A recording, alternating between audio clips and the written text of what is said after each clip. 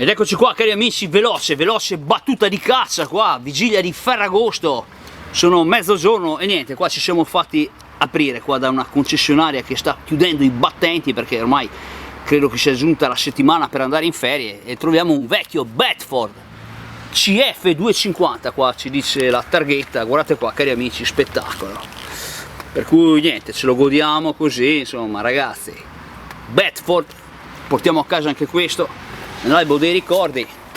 Marvin sapete che è un appassionato di furgoni, insomma, e niente, portiamo a casa tutto ragazzi, eccolo qua, insomma, il vecchio Bedford CF, ce lo siamo gustati, eccolo qua, appassionati di vecchi furgoni, il Marvin c'è, eccolo qua, Bedford CF, insomma internamente vedo che c'è un po' di casino, avranno fatto magazzino qua. Ragazzi, con questo il Marvin vi saluta e niente, bellissimo Bedford CF, fantastico, portiamo a casa tutto noi, nell'albo dei ricordi, splendido.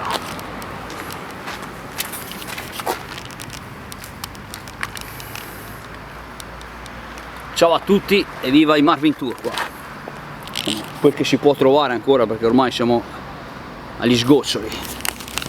Vediamo un po' qua, c'è un po' di casino, c'è un po' di casino, c'è un po' di magazzino, motori vari, insomma, eccolo qua. Giustamente, insomma, i Bedford servono anche per questo. Ragazzi, ciao a tutti, andiamo a mangiare, mezzogiorno, vigilia di Ferragosto, ciao, a presto, viva i Marvin Tour.